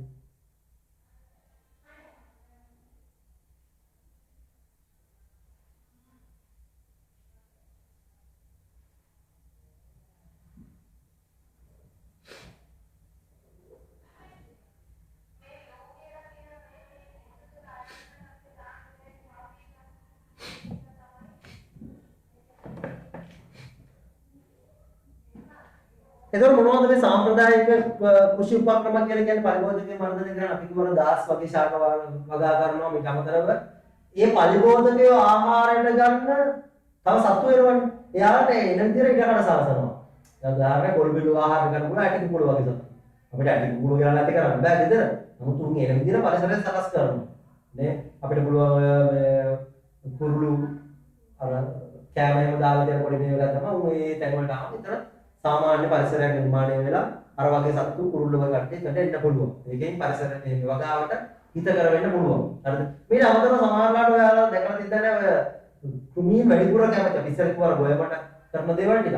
කුමී වැඩිපුර කැමති කහ පාටනේ. සමහර වගාවන්වල කහ පාට පොඩි ප්ලාස්ටික් කෑලි එල්ලලා තියෙනවා. ඒ වගා භූමිය තුල කහ පාට පොඩි ප්ලාස්ටික් කෑලි එල්ලලා තියෙනවා. ඒකේ ග්‍රීස් ආලේප කරලා තියෙනවා. එතකොට කුමී පොඩි සත්තු අර කහ පාටට එනවනේ. ඇවිල්ලා අර කාපාට ආඩු කියලා වහපුවම උන්ගේ ග්‍රීස්වල ඇලෙනවා. මේක ඉස්සර කාලේ භාවිත කරපු එක උපක්‍රමයක්. ඉස්සර කාලේ වර්තමානයේ භාවිත කරනවා හොඳ ලොකු වගාවන් වලින්. මේවට කුමිනාශක වල්නාශක වලට මුදල් යනවා අධික ලෙස විතර මුදල් වැය වෙන්නේ නැහැ. ඒක ස්වභාවික සාම්ප්‍රදායික ක්‍රමයකින් අපි යාලව මන්දලේ ඉදීමත් තමයි කරන්නේ. එහෙම නැත්නම් අතින් අවුලලා විනාශ කරන්න පුළුවන්. අතින් අවුලලා කියන්නේ භෞතික ක්‍රමයක්. නමුත් ඒකට කියා වෙලා යනවා. නේ? ඒ අදාළ පරිභෝජන හානිය ලක්කලා තියෙන ශාකය විනාශ කරන්න පුළුවන්. ඒ අදාළ ශාකය විනාශ කරනවා. ඒ වගේ ක්‍රම භාවිත කරන්න පුළුවන්. අපි ලියාගමු මෙහෙම. අපි ලියාගමු එක යට එක ලියාගෙන යන්න දැන්. එක යට එක ලියාගෙන යන්න. කෘමි විකාරශක ද්‍රව්‍ය. කෘමි විකාරශක ද්‍රව්‍ය. කෘමි විකාරශක ද්‍රව්‍ය.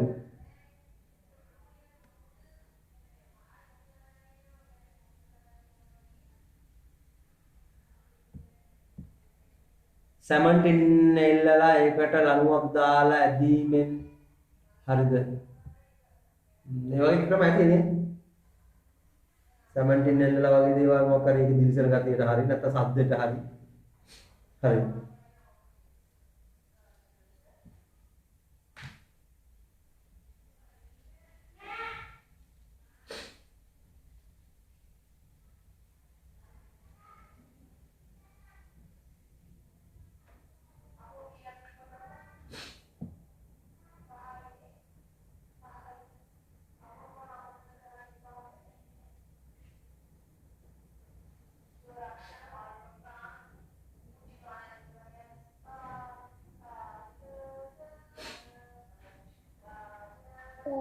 කොළහටදී ඉවර වෙන්නේ පන්තියේ.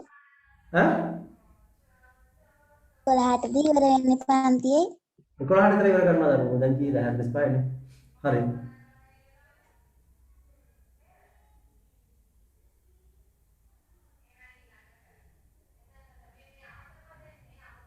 විකාශයක ද්‍රව්‍ය දිමිකොටු දැමීම කියලාත් එවනවා. ඕ ඒකත් හරි. දිමිකොටු දැමීම එකක් කරනවා. හරිද? හරි. කුමි විකාශක ද්‍රව්‍ය යොදා ගැනීම. යොදා ගැනීම. කුමි විකාශක ද්‍රව්‍ය යොදා ගැනීම.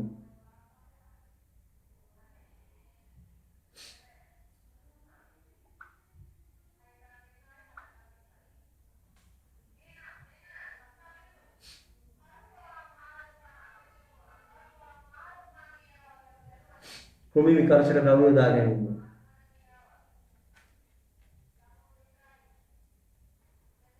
හරි ඊළඟට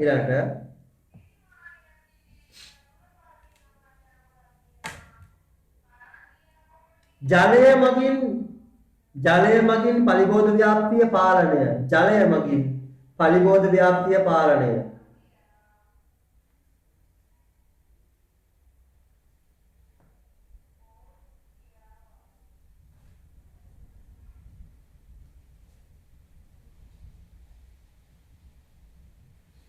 ජලය මගින් පලිබෝධ ව්‍යාප්තිය පාලනය. ඒකදී අර මං අරපු කුඹුරට වතුර පුරවලා එක ක්‍රමයකින් කරන්න පුළුවන්. කුඹුරේ සම්පූර්ණ වතුර නැති කරලා වේරෙන දින තව ක්‍රමයකින් කරන්න පුළුවන්. හරිද?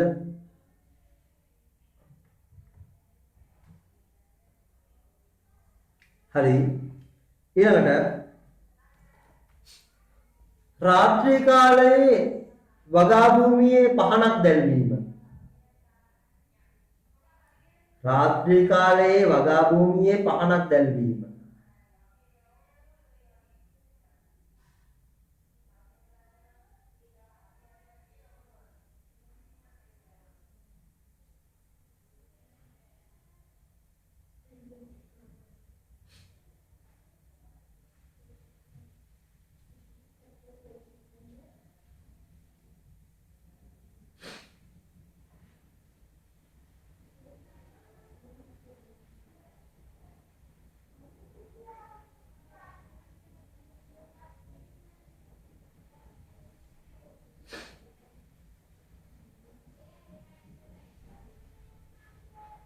රාත්‍රී කාලයේ වගා භූමියේ පහනක් දැල්වීම.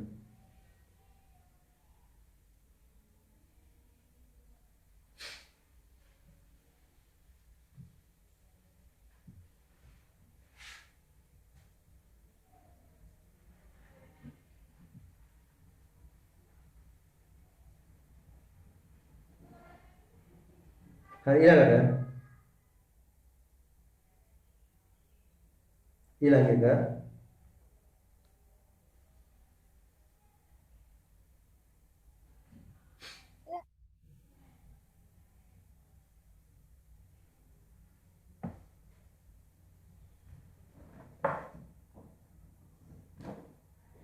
තව අර පොතේ තියෙනවා මෙන්න මෙහෙම මේ වගා භූමියේ තැන් වල මේ වගේ පොල් එල්ලක් කරලා තියෙනවා.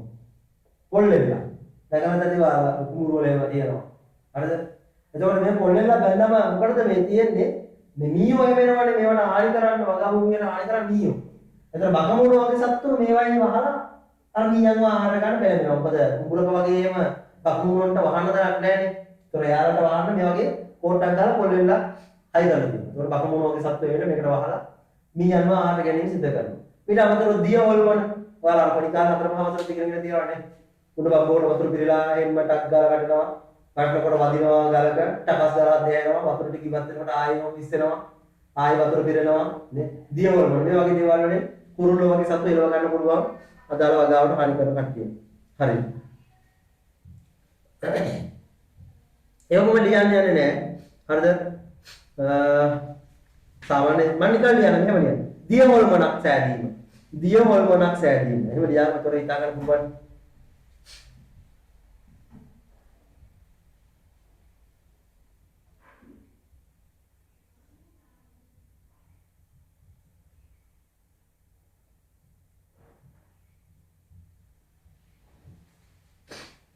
දිය හොල්මනක් සෑදීම.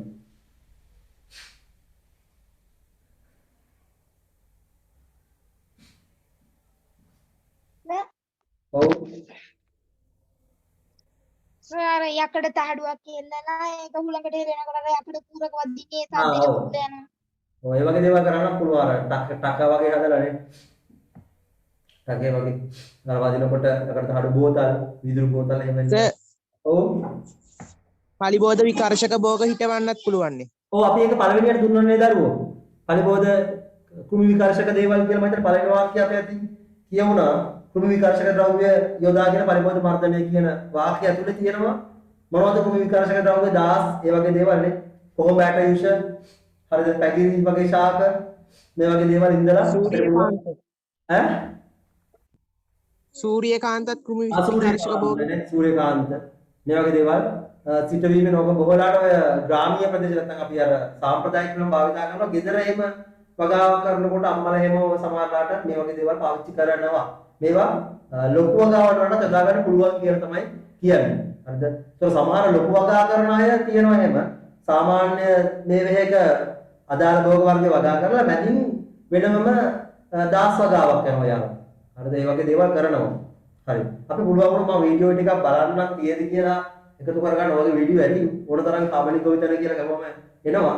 මම එහෙමනොත් ලබනවා තිය බලලා වීඩියෝ දෙක තුනක් පෙන්වන්න උත්සාහ කරන්නම්. ඒවයි කාබනික ගොවිතැන භාවිතා කරද්දී කරන ක්‍රමවේද ටිකක්. හරි. ඊළඟට අපි යමු මේ ජල කළමනාකරණය කියන මාතෘකාව යටතේ තමයි දැන් අපි ඊළඟට බලන්න හදන්නේ. ජල කළමනාකරණය. හරිනේ. ඒතකොට ජල කළමනාකරණය යටතේ වැසි ජලය රැස් කිරීම යටතේ තමයි අර වැව් ඊට අමතරව සමහර ගෙවල් වල සුදු පාට ලොකු ටැංක් තියෙනවා මෙහෙ නෑ. ඔය වියන කලාප ප්‍රදේශ වල ඉතින් බලන්න අම්බතර වගේ එයාලා අර ගෙදර වැහි පිහිලටම සම්බන්ධ කරපු ලොකු ජල ටැංක් එකක් තියෙනවා සුදු පාට. නේ? ඒතර මේකේ තමයි යාලා වැසි ජලය එකතු කරගන්නේ. ඒතර යාලා මේ වැසි ජලය යාලගේ වැඩ කටයුතු වලට බොන්න නෙවෙයි වෙනත් වැඩ කටයුතු වලට යාලා ප්‍රයෝජන ගන්න පුළුවන්. ඒකත් හරිත සංකල්පයේ විතර භාවිත කරන අවස්ථාවක් කෘෂිකාර්මික භාවිත කරද්දී ඒ වතුර මේ බිමට නැත්නම් වගා භූමි වලට යොදා ගන්න පුළුවන්. වැවට අමතරව ඒක.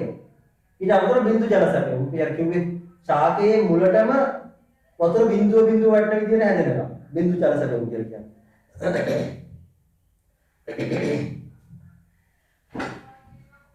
හරි.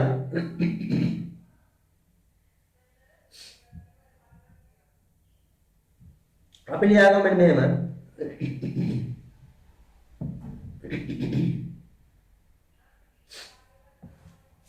ලියාගමු මාතෘකාවක්. ජල කළමනාකරණය කියන ඉස්සෙල්ලා ලියාගමු. ජල කළමනාකරණය. ජල කළමනාකරණය.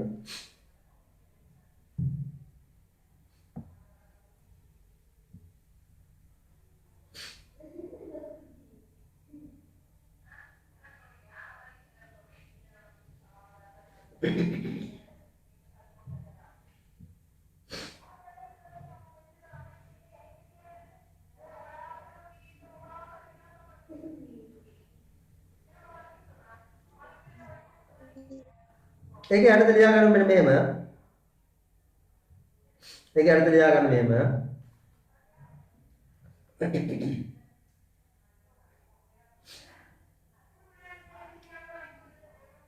අපි කියන්නේ මේක යටතේ අංක 1 දාලා ලියා ගන්න වැසි ජලය රැස් කිරීම කියලා. ඒකට තේරෙනවද වැඩි? අංක 1 දාලා ලියා ගන්න වැසි ජලය රැස් කිරීම.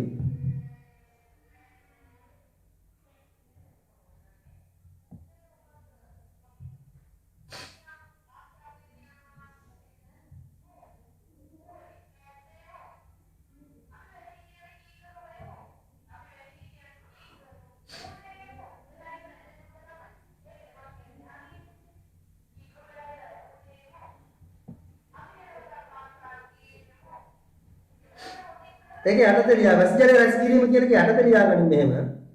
වැසි ජලය රැස් කිරීම කියන එක යටතේ ලියාගන්න මෙහෙම.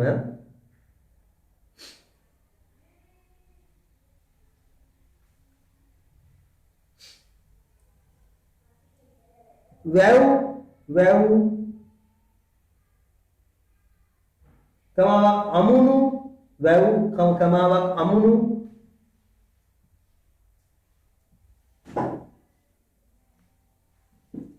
වැව් කමාවක් අමුණු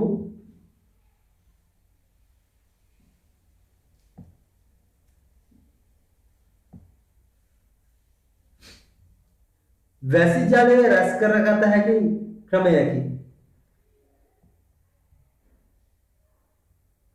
වැසි ජලය රැස් කරගත හැකි ක්‍රමයකි.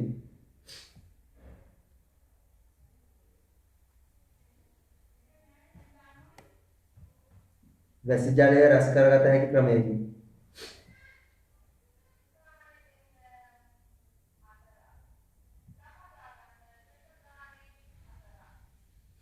ඊළඟට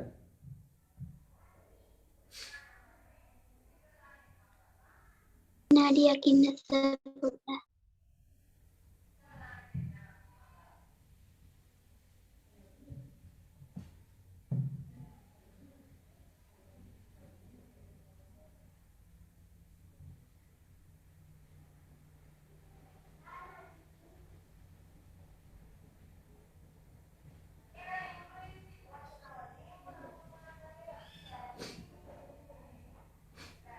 හරිනේ ඊළඟට ලියාගන්න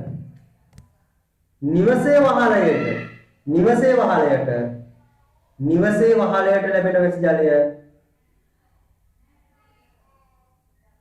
මොකද සර්? නිවසේ වහලයට ලැබෙන වැසි ජලය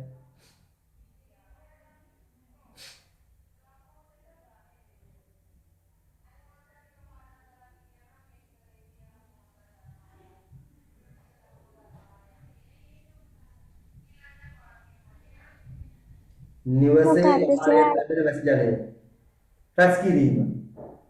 නිවසේ වහලයට ලැබෙන වැසි ජලය රැස් කිරීම.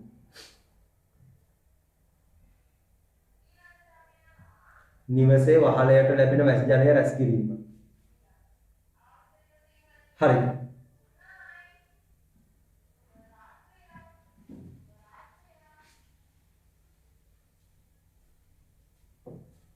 ඊළඟට ලියාගන්න ඊළඟ මාතෘකාව බින්දු ජල සැපයුම. අපේ අවසාන මාතෘකාව දවසේ ටක් ගාලා ලියාගන්න බින්දු ජල සැපයුම.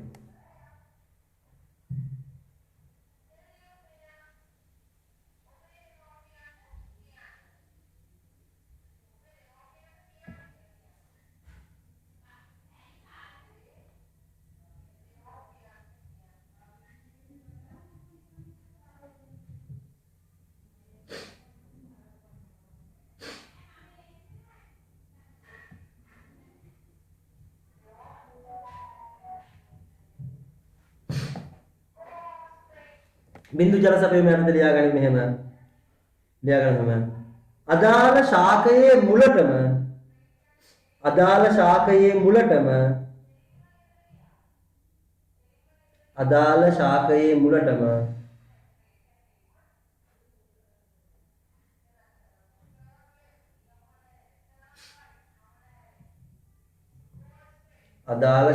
මුලටම ජල සැපයීම සිදු කරයි.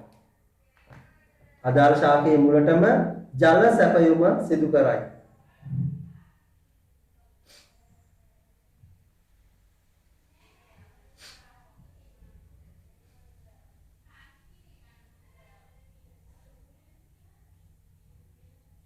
අදාළ ශාකයේ මුලටම ජල සැපයුම සිදු කරයි.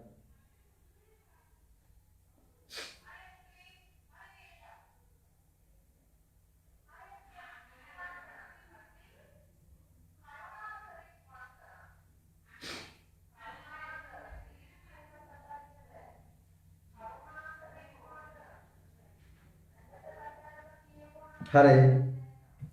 අපි එතනින් පස්සේ තියෙන භූමි කළමනාකරණය වසවසන තාක්ෂණයේ පොඩි දේවල් වෙලා යනවා මේකට ලියාගමු ඊළඟ දවසේ. හරි. අද නම් පන්තිය නතර කරනවා හැමෝටම ආයුබෝවන්.